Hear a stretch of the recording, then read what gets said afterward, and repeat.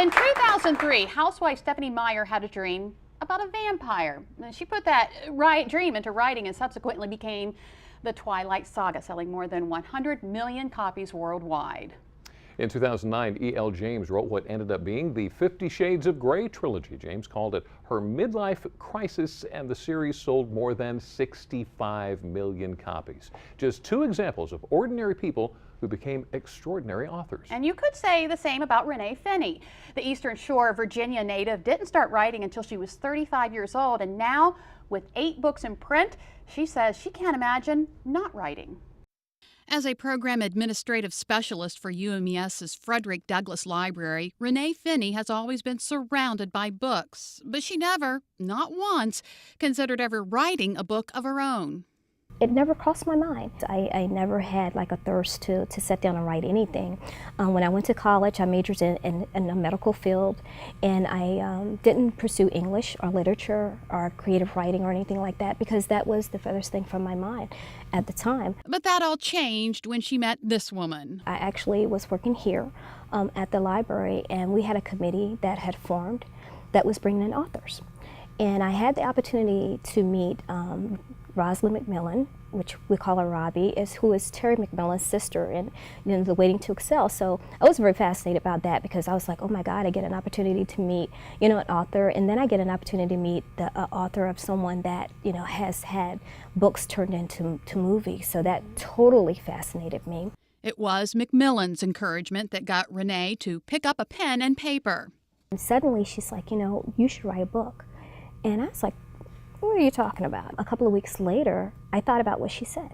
And I grabbed a notebook and I began to write. And as I started writing, it was like something else, changed inside of me.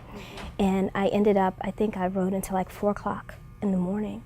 And I was so just inspired by it. It's like something had taken over and I couldn't quite understand, what it was.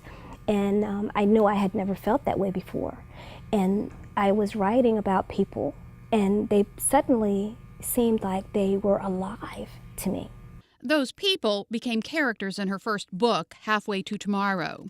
My first book actually was about a young lady that had HIV. And she was very close to her sister, and her older sister was like her keeper. And they adored each other. They were just really, really close. And what happened was, for fear that, her sister would become so sad and so overwhelmed with the grief of knowing that she was dying, she didn't tell her. And it was not until she was on her deathbed that her sister found out that, she was dying and, what she was dying of. Finney published the book herself. I self-published because I wanted to validate myself. I wanted to be the first person to believe in myself, to believe that I had, what it took to do that.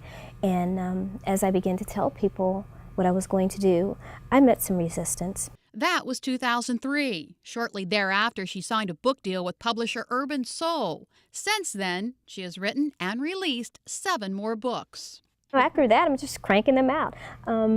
I'm obligated to do 2 books a year, so the only span of time that I did not have a release was in 2011, but they re-released an earlier book in mass market. And she doesn't plan on stopping anytime soon. It's what I love. It's what I want to do. It's like the ultimate thing for me. A true writer can't help but write. It's like if you don't write, you're not happy. If you don't write, you're not complete.